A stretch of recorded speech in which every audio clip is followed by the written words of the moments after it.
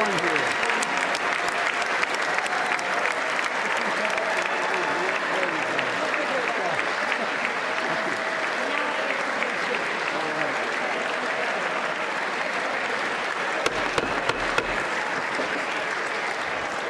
Members of Congress, I have the high privilege and distinct honor of presenting to you the President of the United States.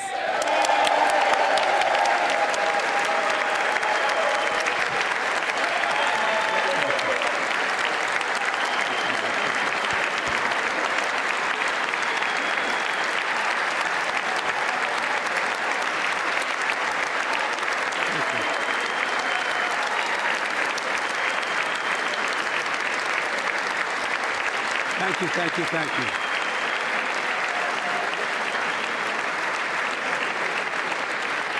Thank you all very much. Thank you, gentlemen. Thank you. Thank you. Thank you all very, very much. Thank you. Please.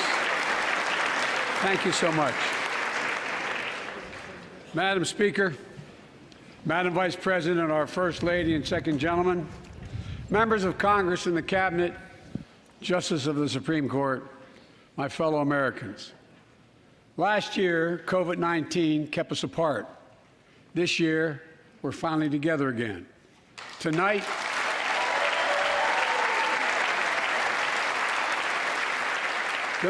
we meet as Democrats, Republicans, and Independents, but most importantly, as Americans, with the duty to one another, to America, to the American people, and to the Constitution, and an unwavering resolve that freedom will always triumph over tyranny.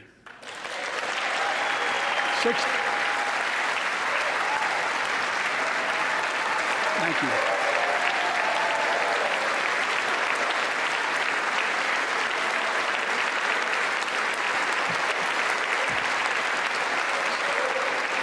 6 days ago, Russia's Vladimir Putin sought to shake the very foundations of the free world, thinking he could make it bend to his menacing ways.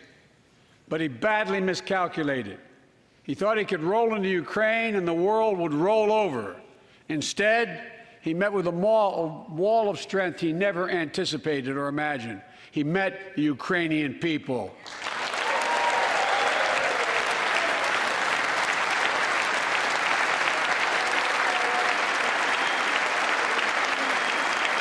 From President Zelensky to every Ukrainian, their fearlessness, their courage, their determination literally inspires the world. Groups of citizens blocking tanks with their bodies, everyone from students to retirees to teachers, turned soldiers defending their homeland. And in this struggle, President Zelensky said in his speech to the European Parliament, "Light will win over darkness." The Ukrainian ambassador to the United States is here tonight, sitting with the First Lady. Let each of us, if you're able to stand and send an unmistakable signal to the world of Ukraine. Thank you. Thank you, thank you, thank you.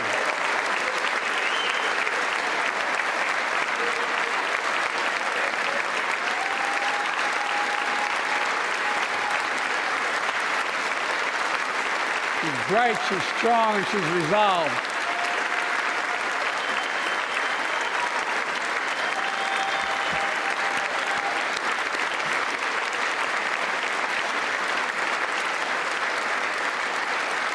Yes, we, the United States of America, stand with the Ukrainian people. Throughout our history, we've learned this lesson. When dictators do not pay a price for their aggression, they cause more chaos. They keep moving, and the cost, the threats to America and America to the world keeps rising. That's why the NATO alliance was created, to secure peace and stability in Europe after World War II. The United States is a member, along with 29 other nations. It matters. American diplomacy matters. American resolve matters. Putin's latest attack on Ukraine was premeditated and totally unprovoked. He rejected repeated efforts at diplomacy. He thought the West and NATO wouldn't respond. He thought he could divide us at home, in this chamber, in this nation. He thought he could divide us in Europe as well. But Putin was wrong. We are ready. We are united, and that's what we did. We stayed united. We prepared extensively and carefully. We spent months building coalitions of other freedom-loving nations in Europe and the Americas, from America to the Asian and African continents, to confront Putin. Like many of you, I spent countless hours unifying our European allies. We shared with the world in advance what we knew Putin was planning and precisely how we would try to falsify and justify his aggression. We countered Russia's lies with the truth. And now that he's acted, the free world is holding him accountable, along with 27 members of the European Union, including France, Germany, Italy, as well as countries like the United Kingdom, Canada, Japan, Korea, Australia, New Zealand, and many others. Even Switzerland are inflicting pain on Russia and supporting the people of Ukraine. Putin is now isolated from the world more than he has ever been. Together,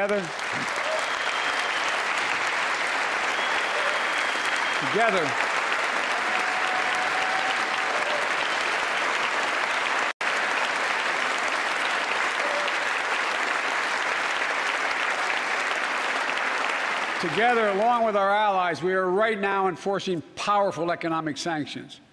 We're cutting off Russia's largest banks from the international financial system, preventing Russia's central bank from defending the Russian ruble, making Putin's $630 billion war fund worthless. We're choking Russia's access. To technology that will sap its economic strength and weaken its military for years to come. Tonight, I say to the Russian oligarchs and the corrupt leaders who bilked billions of dollars off this violent regime, no more. The United States, I mean it.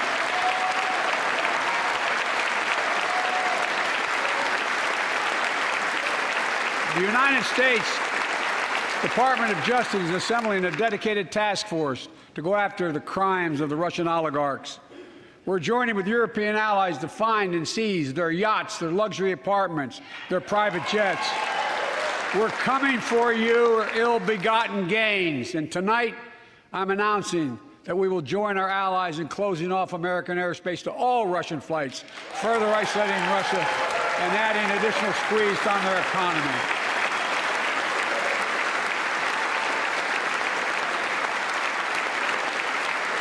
He has no idea what's coming. The ruble has already lost 30% of its value. The Russian stock market has lost 40% of its value, and trading remains suspended. The Russian economy is reeling, and Putin alone is the one to blame. Together with our allies, we're providing support to the Ukrainians in their fight for freedom. Military assistance, economic assistance, humanitarian assistance. We're giving more than $1 billion of direct assistance to Ukraine, and will continue to aid the Ukrainian people as they defend their country and help ease their suffering.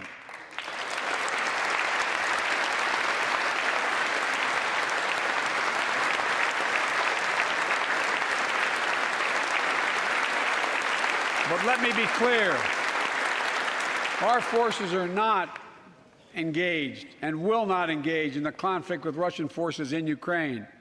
Our forces are not going to Europe to fight Ukraine, but to defend our NATO allies in the event that Putin decides to keep moving west. For that purpose, we have mobilized American ground forces, air squadrons, ship deployments to protect NATO countries, including Poland, Romania, Latvia, Lithuania, and Estonia.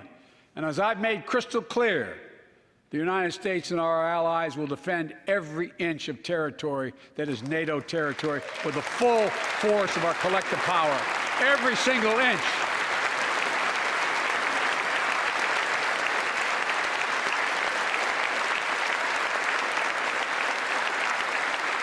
And we're clear-eyed The Ukrainians are fighting back with pure courage, but the next few days, weeks, and months will be hard on them. Putin has unleashed violence and chaos, but while he may make gains on the battlefield, he'll pay a continuing high price over the long run.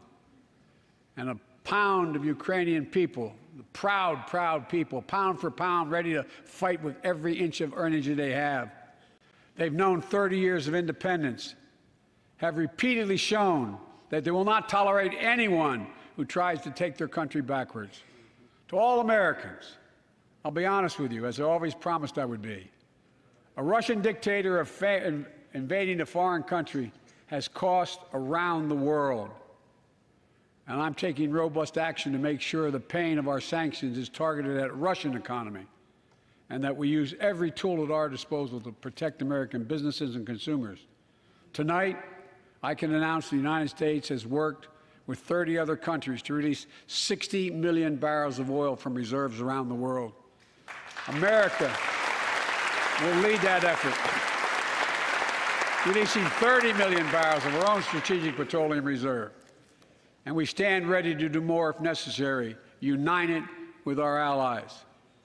These steps will help blunt gas prices here at home, but I know news about what's happening can seem alarming to all Americans. But I want you to know we're going to be okay. We're going to be okay.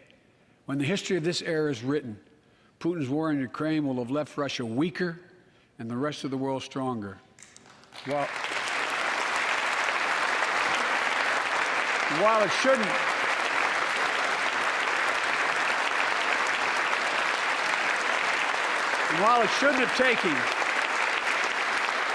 shouldn't have taken something so terrible for people around the world to see what's at stake, now everyone sees it clearly.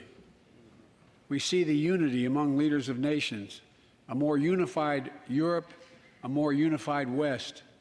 We see unity among the people who are gathering in cities and large crowds around the world, even in Russia, to demonstrate their support for the people of Ukraine. In the battle between democracy and autocracies, democracies are rising to the moment, and the world is clearly choosing the side of peace and security. This is the real test, and it's going to take time. So let us continue to draw inspiration from the iron will of the Ukrainian people. To our fellow Ukrainian Americans who forged the deep bond that connects our two nations, we stand with you. We stand with you. Putin may circle Kyiv with tanks, but he'll never gain the hearts and souls of the Iranian people.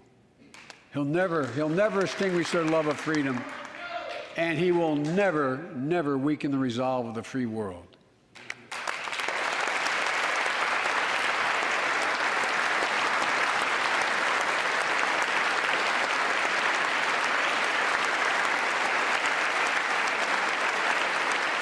We meet tonight in an America that has lived through two of the hardest years this nation has ever faced.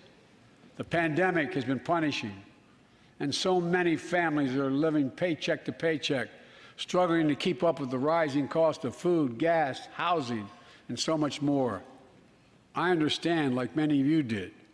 My dad had to leave his home in Scranton, Pennsylvania to find work. So like many of you, I grew up in a family when the price of food went up, it was felt throughout the family. It had an impact. That's when one of the first things I did as president was fight to pass the American Rescue Plan. Because people were hurting, we needed to act, and we did. Few pieces of legislation have done more at a critical moment in our history to lift us out of a crisis. It fueled our efforts to vaccinate the nation and combat COVID-19, delivered immediate economic relief to tens of millions of Americans. It helped put food on the table. Remember those long lines of cars waiting for hours just to get a box of food put in their trunk? It cut the cost of health care insurance. And as my dad used to say, it gave the people just a little bit of breathing room. Unlike the $2 trillion tax cut passed in the previous administration that benefited the top 1% of Americans, the American Rescue Plan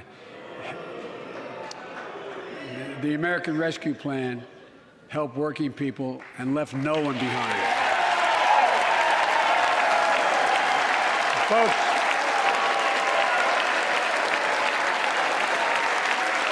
and it worked. It worked.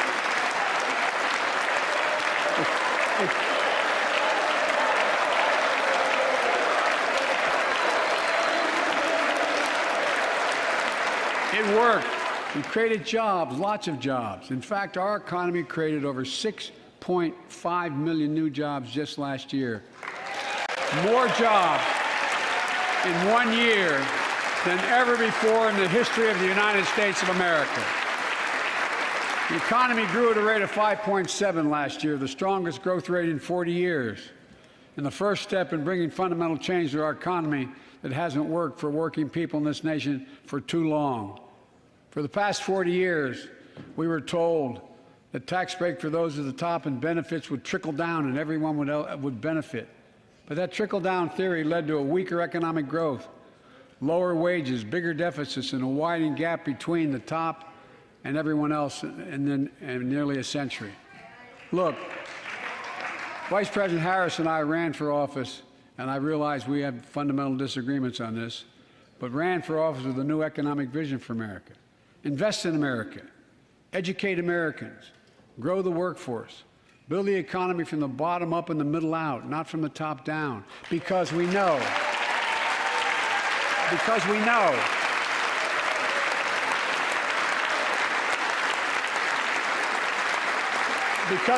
when the middle class grows, the poor have a way up and the wealthy do very well. America used to have the best roads, bridges, and airports on earth, and now our infrastructure is ranked 13th in the world. We won't be able to compete for the jobs of the 21st century if we don't fix it. That's why it was so important to pass the bipartisan infrastructure law. And I thank my Republican friends who joined to invest and rebuild America, the single biggest investment in history. It was a bipartisan effort, and I want to thank the members of both parties who worked to make it happen. We're done talking about infrastructure weeks. We're now talking about an infrastructure decade. And look, it's going to transform America, to put us on a path to win the economic competition of the 21st century that we face with the rest of the world, particularly China. I've told Xi Jinping it's never been a good bet to bet against the American people. We'll create good jobs for millions of Americans, modernizing roads, airports, ports, waterways, all across America. And we'll do it to withstand the devastating effects of climate change and promote environmental justice. We'll build a national network of 500,000 electric vehicle charging stations. Begin to replace the poisonous lead pipes so every child, every American has clean water to drink at home and at school. We're going to provide affordable, high-speed internet for every American, rural, suburban, urban, and tribal communities. 4,000 projects have already been announced. Many of you have announced them in your districts. And tonight, I'm announcing that this year, we will start fixing over 65,000 miles of highway and 1,500 bridges in disrepair. And folks,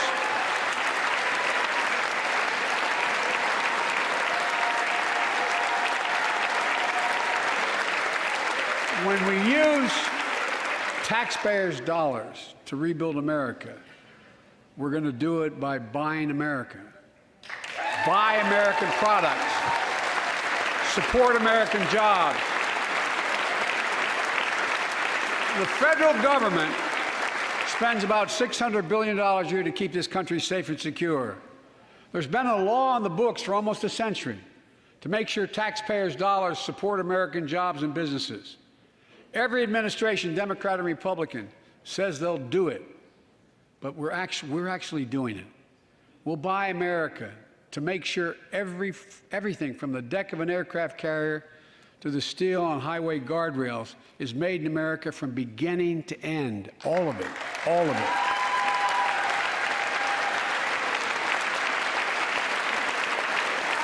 But folks,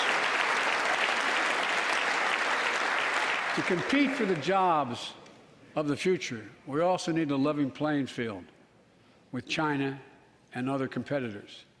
That's why it's so important to pass the Bipartisan Innovation Act sitting in Congress that will make record investments in emerging technologies and American manufacturing. We used to invest almost 2% of our GDP in research and development. We don't now. China is. Let me give you one example why it's so important to pass. If you travel 20 miles east of Columbus, Ohio, you'll find 1,000 empty acres of land. It won't look like much, but if you stop and look closely, you'll see a field of dreams, the ground on which America's future will be built. That's where Intel, the American company that helped build Silicon Valley, is going to build a $20 billion semiconductor megasite, up to 8 state-of-the-art factories in one place, 10,000 new jobs. And in those factories, the average job about $135,000 a year.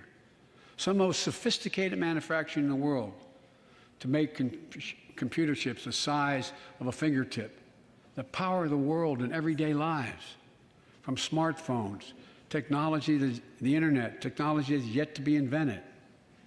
But that's just the beginning.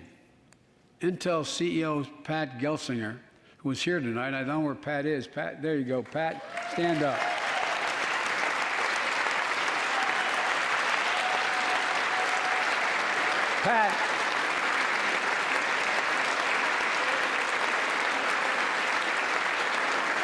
Pat came to see me, and he told me they're ready to increase their investment from $20 billion to $100 billion.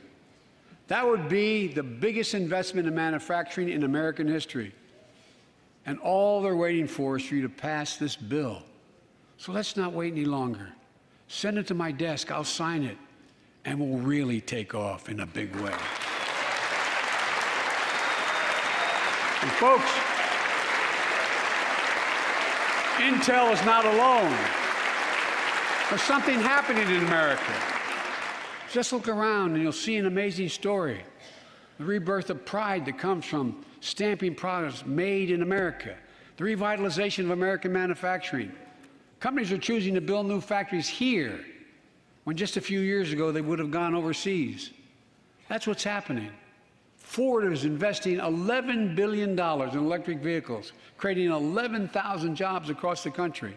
GM is making the largest investment in its history, $7 billion to build electric vehicles, creating 4,000 jobs in Michigan.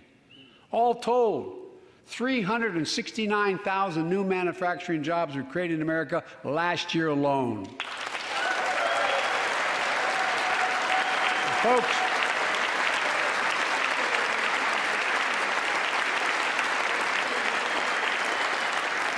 powered by people I've met like JoJo Burgess from generations of union steelworkers in Pittsburgh, who's here with us tonight. Where are you, JoJo?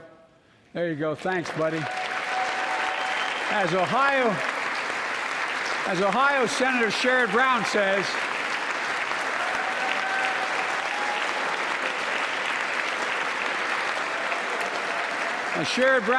it's time to bury the label Rust Belt. It's time to see what used to be called the Rust Belt become the home of a significant resurgence of manufacturing. And with all the bright spots in our economy, record job growth, higher wages, too many families are struggling to keep up with their bills. Inflation is robbing them of gains they thought otherwise they would be able to feel. I get it. That's why my top priority is getting prices under control. Look, our economy roared back faster than almost anyone predicted, but the pandemic meant that businesses had a hard time hiring enough people because of the pandemic to keep up production in their factories. So you didn't have people making those beams that went into buildings because they were out. The factory was closed. The panic also disrupted the global supply chain. Factories close. When that happens, it takes longer to make goods and get them to the warehouses, to the stores, and prices go up. Look at cars last year. 1/3 of all the inflation was because of automobile sales. There weren't enough semiconductors to make all the cars that people wanted to buy. And guess what? Prices of automobiles went way up, especially used vehicles as well. And so we have a choice. One way to fight inflation is to drive down wages and make Americans poorer. I think I have a better idea to fight inflation. Lower your costs, not your wages. And folks,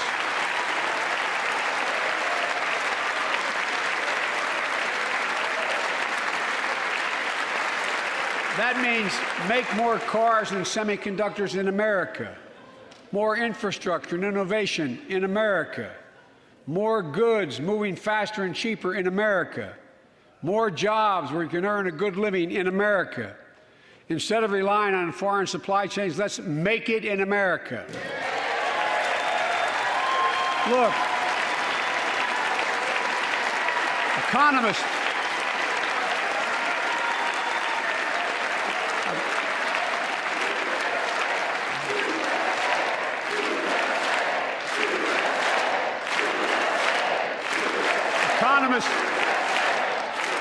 call this increasing the productive capacity of our economy. I call it building a better America. My plan to fight inflation will lower your costs and lower the deficit. 17 Nobel laureates in economics said my plan will ease long-term inflationary pressures. Top business leaders, and I believe most Americans, support the plan. And here's the plan. First, cut the cost of prescription drugs. We pay more for the same drug produced by the same company in America than any other country in the world. Just look at insulin. 1 in 10 Americans has diabetes. In Virginia, I met a 13-year-old boy, the handsome young man standing up there, Joshua Davis. He and his dad both have type 1 diabetes, which means they need insulin every single day. Insulin costs about $10 a vial to make. That's what it costs the pharmaceutical company. But drug companies charge families like Joshua and his dad up to 30 times that amount. I spoke with Joshua's mom. Imagine what it's like to look at your child who needs insulin to stay healthy and have no idea how in God's name you're going to be able to pay for it. What it does to your family, but what it does to your dignity, your ability to look your child in the eye, to be the parent you expect yourself to be. I really mean to think about that. That's what I think about. You know, yesterday, Joshua's here tonight, but yesterday was his birthday. Happy birthday, buddy, by the way. For Joshua and 200,000 other young people with type 1 diabetes, let's cap the cost of insulin at $35 a month so everyone can afford it. And drug companies will do very, very well, their profit margin. While we're at it, I know we have great disagreements on this floor with this. Let's let Medicare negotiate the price of prescription drugs.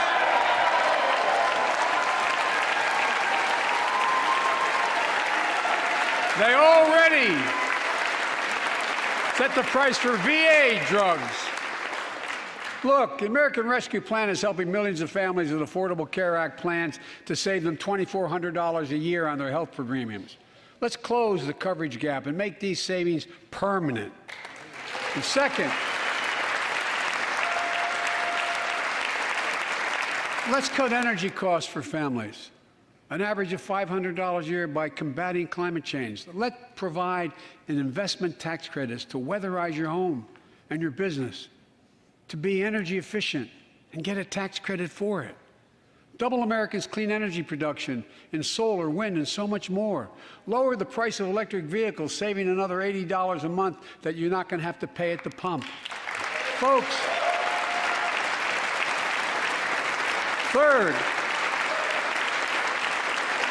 the third thing we can do to change the standard of living for hardworking folks is cut the cost of child care.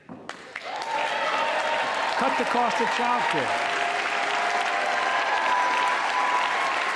Folks, if you live in a major city in America, you pay up to $14,000 a year for child care per child. I was a single dad for 5 years, raising 2 kids. I had a lot of help, though. I had a mom, a dad, a brother, and a sister that really helped. But middle class and working folks shouldn't have to pay more than 7% of their income to care for the young children. My plan would cut the cost of child care in half for most families and help parents, including millions of women who left the workforce during the pandemic because they couldn't afford child care, to be able to get back to work, generating economic growth. But my plan doesn't stop there. It also includes home and long-term care, more affordable housing, pre-K for 3- and 4-year-olds. All these will lower costs to families.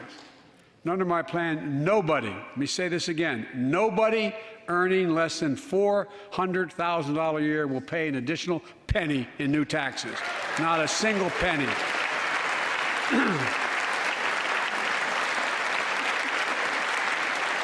I may be wrong, but my guess is if we took a secret ballot in this floor, that we'd all agree that the present tax system ain't fair. We have to fix it. I'm not looking to punish anybody, but let's make corporations and wealthy Americans start paying their fair share. Look, last year,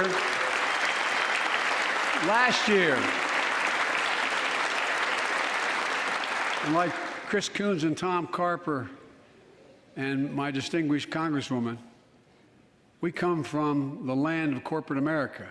There are more corporations incorporated in America than every other state in America combined. And I still won 36 years in a row. The point is, even they understand they should pay just a fair share. Last year, 55 of the Fortune 500 companies earned $40 billion in profit and paid 0 in federal taxes. Now look, it's not fair. That's why I proposed a 15% minimum tax rate for corporations. And that's why in the G7 and other meetings overseas, I was able to be somewhat helpful, 130 countries agree on a global minimum tax rate. So companies can't get out of paying their taxes at home by shipping jobs and factories overseas. It'll raise billions of dollars. That's why I propose closing loopholes for the very wealthy who pay a lower tax rate than a teacher and a firefighter. So that's my plan, but we'll go in more detail later. We will grow the economy, lower the cost of families. So what are we waiting for? Let's get this done. We all know we've got to make changes. Folks,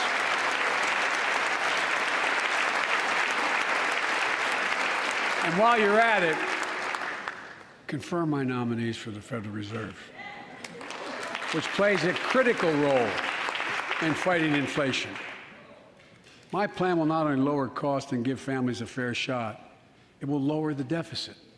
The previous administration not only ballooned the deficit with those tax cuts for the very wealthy and corporations, it undermined the watchdogs, the job of those to keep pandemic relief funds being wasted. Remember we had those debates about whether or not those watchdogs should be able to see every day how much money was being spent, where was it going to the right place? In my administration, the watchdogs are back. And we're going to go after the criminals who stole billions of relief money meant for small business and millions of Americans. And tonight I'm announcing that the Justice Department will soon name a chief prosecutor for pandemic fraud.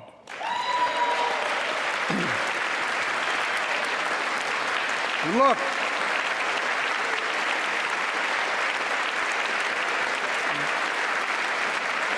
I think we all agree, thank you. By the end of this year, the deficit will be down to less than half of what it was before I took office. The only president ever to cut the deficit by more than $1 trillion in a single year. Lowering your cost also meant demanding more competition. I'm a capitalist, but capitalism without competition is not capitalism. Capitalism without competition is exploitation. It drives up profits. And corporations have to compete. Their profits go up and your prices go up when they don't have to compete. Small businesses and family farmers and ranchers, I need not tell some of my Republican friends from those states. Guess what? You got 4 basic meat packing facilities. That's it. You play with them or you don't get to play at all. And you pay a hell of a lot more. A hell of a lot more because there's only 4. See what's happening with ocean carriers moving goods in and out of America. During the pandemic, about half a dozen or less foreign-owned companies raised prices by as much as 1,000% and made record profits.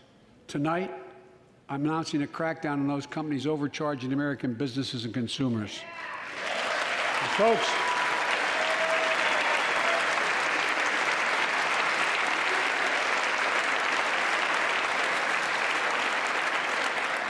and as Wall Street firms take over more nursing homes, quality in those homes has gone down, and costs have gone up. That ends on my watch. Medicare is going to set higher standards for nursing homes and make sure your loved ones get the care they deserve and that they inspect and they will look at closely. We're also going to cut costs to keep the economy going strong and giving workers a fair shot, provide more training and apprenticeships, hire them based on skills, not just their degrees. Let's pass the Paycheck Fairness Act and paid leave. Raise the minimum wage to $15 an hour and extend the child tax credit so no one has to raise a family in poverty. Let's increase Pell Grants, increase our historic support for HBCUs, and invest in what Jill, our First Lady who teaches full-time, calls America's best-kept secret, community colleges. Look, let's pass the PRO Act. When a majority of workers want to form a union, they shouldn't be able to be stopped. When we invest in our workers and we build an economy from the bottom up and the middle out together, we can do something we haven't done in a long time, build a better America. For more than 2 years, COVID has impacted every decision in our lives and the life of this nation. And I know you're tired, frustrated, and exhausted. That doesn't even count the close to 1 million people who sit at a dining room table or a kitchen table and look at an empty chair because they lost somebody. But I also know this, because of the progress we've made, because of your resilience and the tools that we have been provided by this Congress, tonight I can say we're moving forward safely back to more normal routines. We've reached a new moment in the fight against COVID-19, where severe cases are down to a level not seen since July of last year. Just a few days ago, the Center for Disease Control and Prevention issued a new mask guidelines. Under the new guidelines, most Americans and most of the country can now go mask-free. And based on projections, more of the country will reach a point across the next couple of weeks. And thanks to the progress we've made in the past year, COVID-19 no longer need control our lives. I know some are talking about living with COVID-19, but tonight I say that we never will just accept living with COVID-19. We'll continue to combat the virus as we do other diseases. And because this virus mutates and spreads, we have to stay on guard. And here are 4 common sense steps as we move forward safely, in my view. First, stay protected with vaccines and treatments. We know how incredibly effective vaccines are. If you're vaccinated and boosted, you have the highest degree of protection. We'll never give up on vaccinating more Americans. Now, I know parents with kids under 5 are eager to see their vaccines authorized for their children. Scientists are working hard to get that done. We'll be ready with plenty of vaccines if and when they do. We're all ready. We are also ready with antiviral treatments. If you get COVID-19, the Pfizer pill reduces your chances of ending up in the hospital by 90%. I've ordered more pills than anyone in the world has. Pfizer is working overtime to get us 1 million pills this month and more than double that next month. And now we're launching the Test to Treat initiative. so people can get tested at a pharmacy, and if they prove positive, receive the antiviral pills on the spot at no cost. Folks, if you're immunocompromised or have some other vulnerability, we have treatments and free high-quality masks. We're leaving no one behind or ignoring anyone's needs as we move forward. On testing, we've made hundreds of millions of tests available, and you can order them for free to your doorstep. And we've already ordered free tests. If you already ordered free tests tonight, I'm announcing you can order another group of tests. Go to covidtest.gov starting next week, and you can get more tests. Second, we must prepare for new variants. Over the past, we've gotten much better at detecting new variants. If necessary, we'll be able to develop new vaccines within 100 days instead of maybe months or years. And if Congress provides the funds we need, we'll have new stockpiles of tests, masks, pills ready if needed. I can't promise a new variant won't come, but I can promise you we'll do everything within our power to be ready if it does. Third,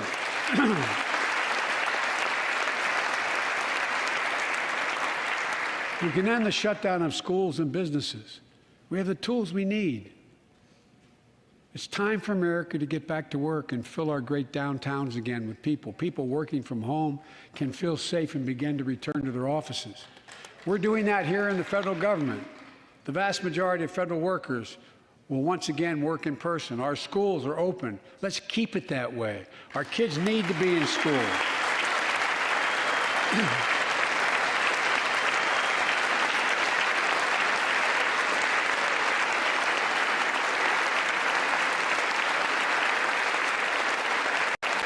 With 75% of adult Americans fully vaccinated and hospitalizations down by 77%, most Americans can remove their masks and stay in the classroom and move forward safely.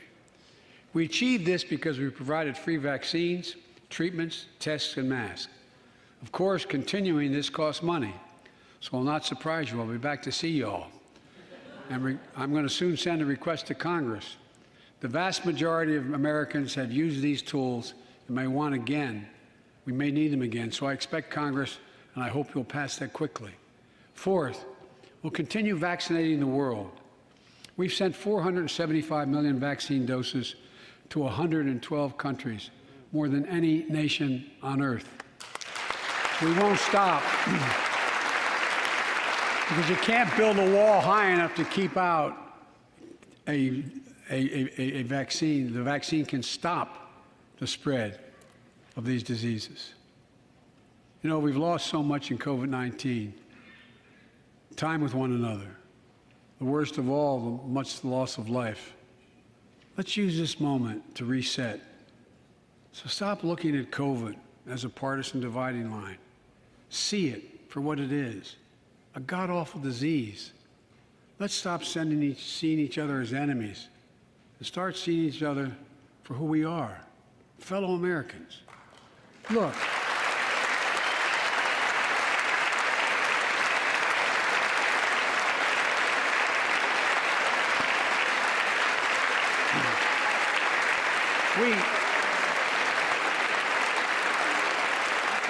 we can't change how divided we've been. It was a long time in coming. But we can change how to move forward on COVID-19 and other issues that we must face together. I recently visited New York City Police Department days after the funerals of Officer Wilbur Mora and his partner, Officer Jason Rivera. They were responding to a 9/11 call when a man shot and killed them with a stolen gun. Officer Mora was 27 years old. Officer Rivera was 22 years old. Both Dominican Americans who grew up in the same streets that they later chose to patrol as police officers. I spoke with their families, and I told them that we were forever in debt for their sacrifices and will carry on their mission to restore the trust and safety of every community deserves. Like some of you that have been around for a while, I've worked with you on these issues for a long time. I know what works, investigating crime prevention and community policing, cops who walk the beat, who know the neighborhood, and who can restore trust and safety. Let's not abandon our streets or choose between safety and equal justice. Let's come together and protect our communities, restore trust, and hold law enforcement accountable. That's why the Justice Department has required body cameras, banned chokeholds, and restricted no-knock warrants for its officers. That's why the American Rescue Plan that you all provided $350 billion that cities, states, and counties can use to hire more police, invest in more proven strategies.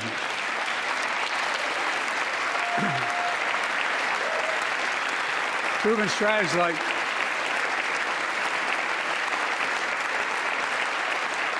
strategies like community violence interruption, trusted messengers, breaking the cycle of violence and trauma, and giving young people some hope. We should all agree the answer is not to defund the police. It's to fund the police. Fund them. Fund them.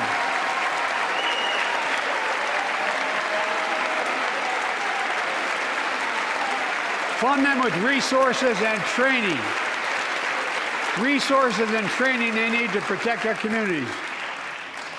I ask Democrats and Republicans alike to pass my budget and keep our neighborhoods safe. And we'll do everything in my power to crack down on gun trafficking of ghost guns that you can buy online, assemble at home, no serial numbers, can't be traced. I ask Congress to pass proven measures to reduce gun violence.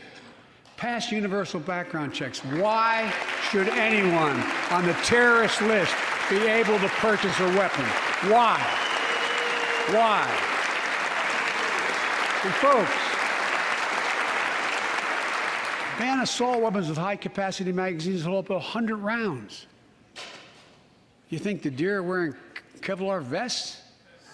Look, repeal the liability shield that makes gun manufacturers the only industry in America that can't be sued. The only one. Imagine had we done that with the tobacco manufacturers.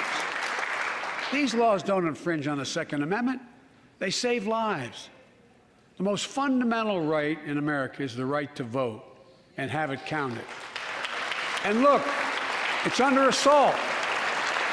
In state after state, new laws have been passed, not only to suppress the vote, we've been there before, but to subvert the entire election. We can't let this happen. Tonight I call on the Senate to pass the Freedom to Vote Act, pass the John Lewis Act, Voting Rights Act. And while you're at it, pass the Disclose Act so Americans know who's funding our election. Look, tonight, I'd like to honor someone who dedicated his life to serve this country.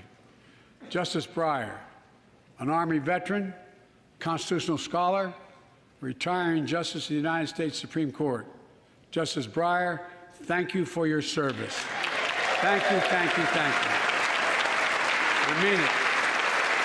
Get up, stand, let them see you. Thank you.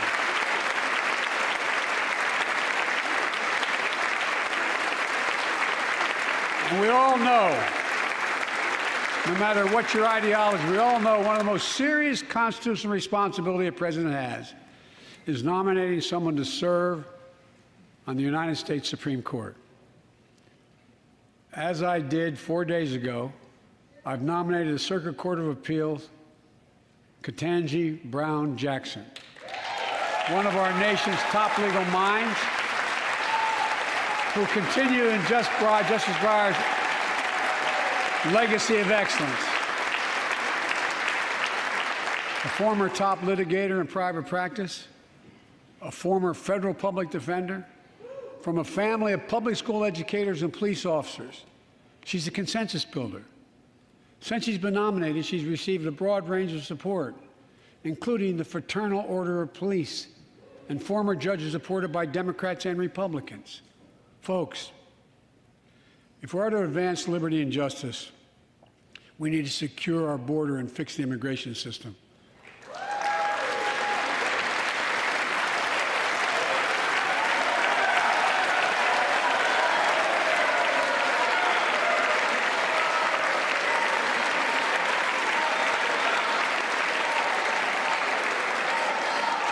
And as you might guess, I think we can do both.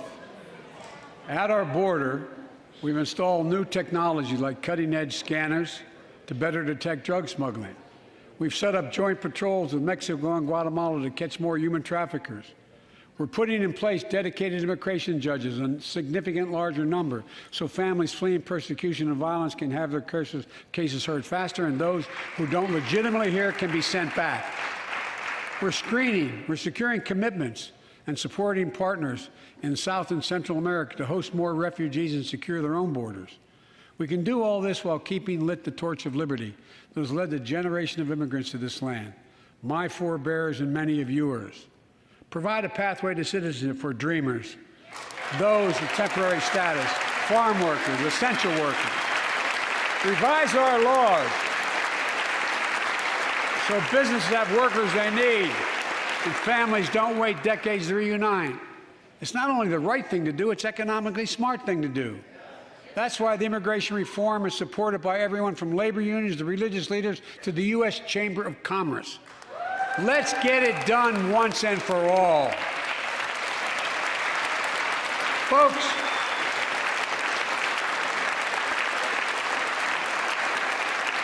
advancing liberty and justice also requires protecting the rights of women. The constitutional right affirmed by Roe v. Wade, standing precedent for half a century, is under attack as never before.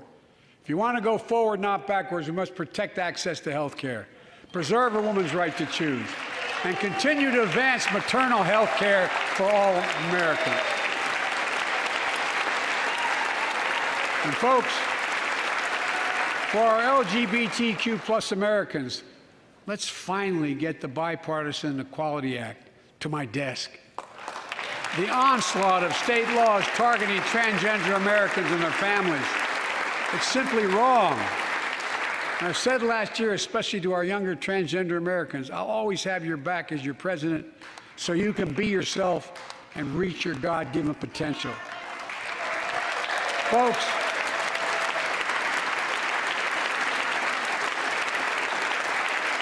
as I've just demonstrated, while it often appears we do not agree, and that we do agree on a lot more things than we acknowledge.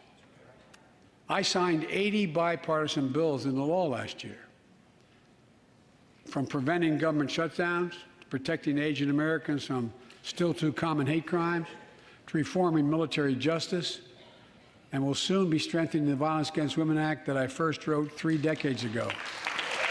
And it's important. It's important for us to show the nation we can come together and do big things. So tonight I'm offering a unity agenda for the nation. 4 big things we can do together, in my view. First, beat the opioid epidemic. There's so much we can do. Increase funding for prevention, treatment, harm reduction, and recovery. Get rid of outdated rules and stop doctors that stop doctors from prescribing treatments. Stop the flow of illicit drugs by working with state and local law enforcement to go after the traffickers. And if you're suffering from addiction, you should know you're not alone. I believe in recovery, and I celebrate the 23 million Americans in recovery. Second, let's take on mental health, especially among our children whose lives and education have been turned upside down. The American Rescue Plan gave schools money to hire teachers and help students make up for lost learning. I urge every parent to make sure your school does just that. They have the money. We can all play a part. Sign up to be a tutor or a mentor. Children were also struggling before the pandemic: bullying, violence, trauma, and the harms of social media. As Frances Haugen, who is here tonight with us, has shown, we must hold social media platforms accountable for the national experiment they're conducting on our children for profit.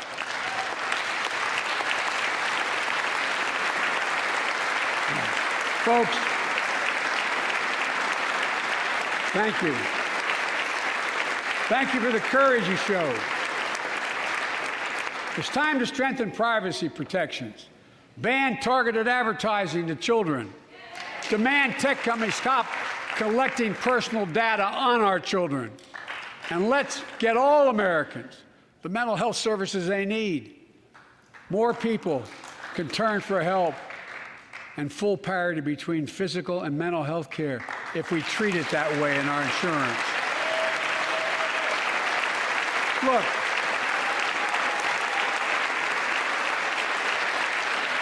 the third piece of that agenda is support our veterans. Veterans are the backbone and the spine of this country.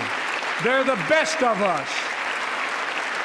I've always believed that we have a sacred obligation to equip those we send to war and care for those in their family when they come home. My administration is providing assistance in job training, housing, and now helping lower-income veterans get VA care debt-free. And our troops in Iraq and Afghanistan have faced many dangers, one being stationed at bases breathing in toxic smoke from burn pits. Many of you have been there.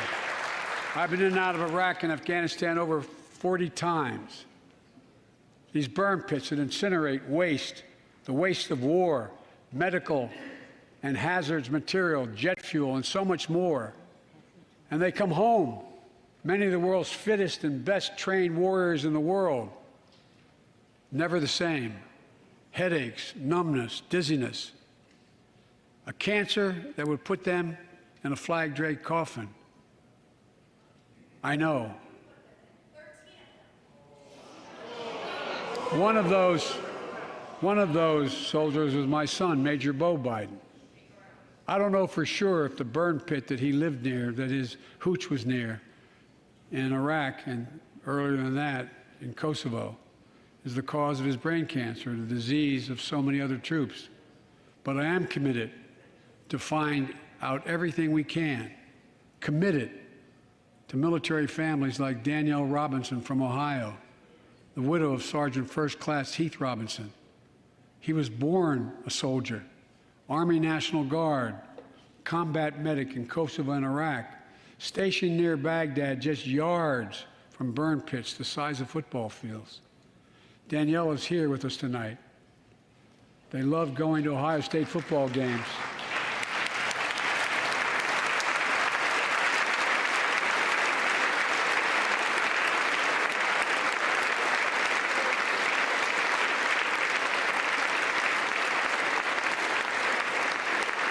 And he loved building Legos with their daughter. But cancer from prolonged exposure to burn pits ravaged Heath's lungs and body. Danielle says Heath was a fighter to the very end. He didn't know how to stop fighting, and neither did she. Through her pain, she found purpose to demand that we do better. Tonight, Danielle, we are going to do better. The VA is pioneering new ways of linking toxic exposure to disease, already helping more veterans get benefits. And tonight, I'm announcing we're expanding eligibility to veterans suffering from 9 respiratory cancers. I'm also calling on Congress to pass a law to make sure veterans devastated by toxic exposure in Iraq and Afghanistan finally get the benefits and the comprehensive health care they deserve.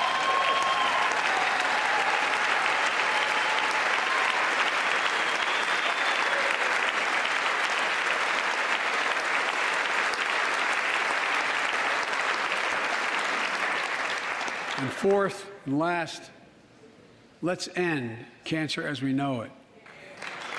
This is personal.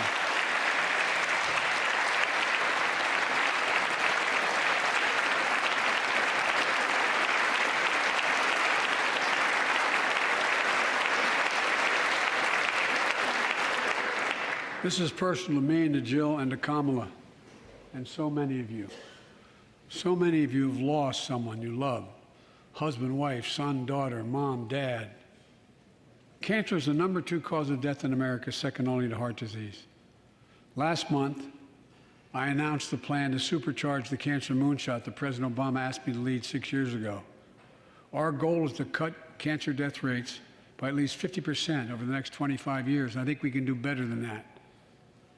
Turn cancers from death sentences into treatable diseases, more support for patients and their families.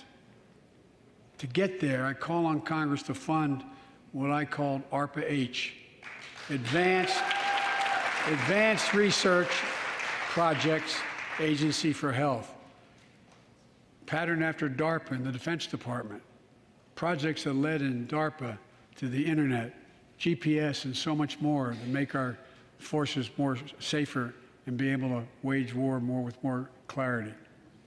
ARPA will have a singular purpose: to drive breakthroughs in cancer, Alzheimer's and diabetes, and more. A unity agenda for the nation. We can do these things. It's within our power, and I don't see a partisan edge to any one of those four things. My fellow Americans, tonight we've gathered in this sacred space, a citadel of democracy, in this Capitol. Generation after generation of Americans have debated great questions amid great strife and have done great things. We fought for freedom, expanded liberty, debated totalitarianism and terror. We built the strongest, freest, and most prosperous nation the world has ever known.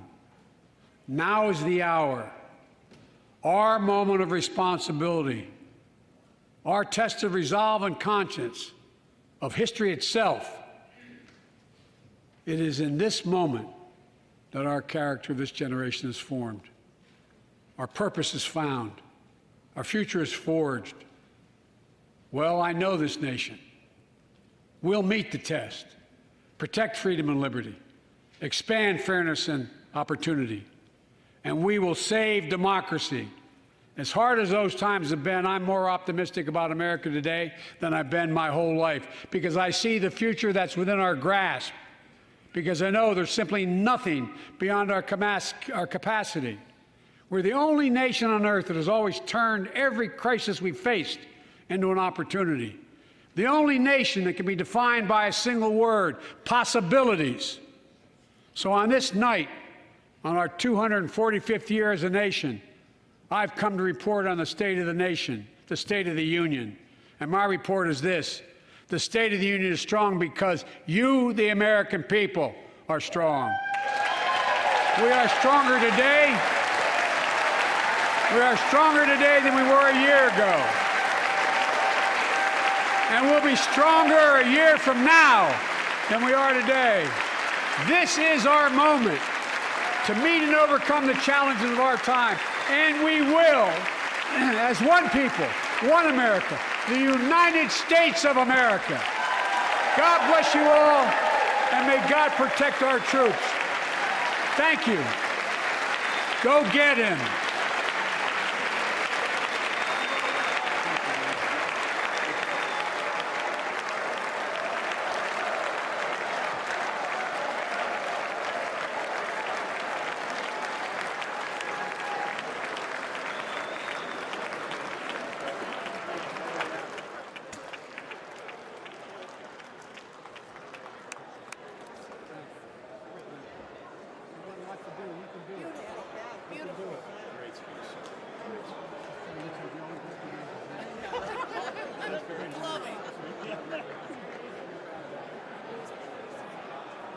Thank you. Good to see you guys. Well,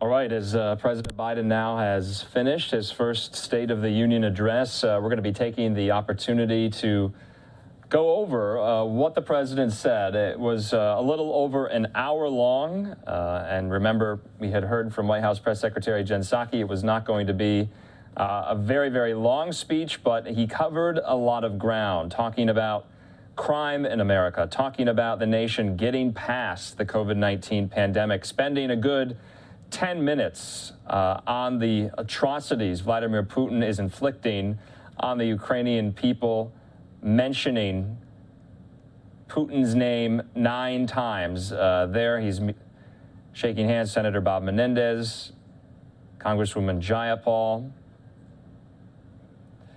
Right now, though, we want to bring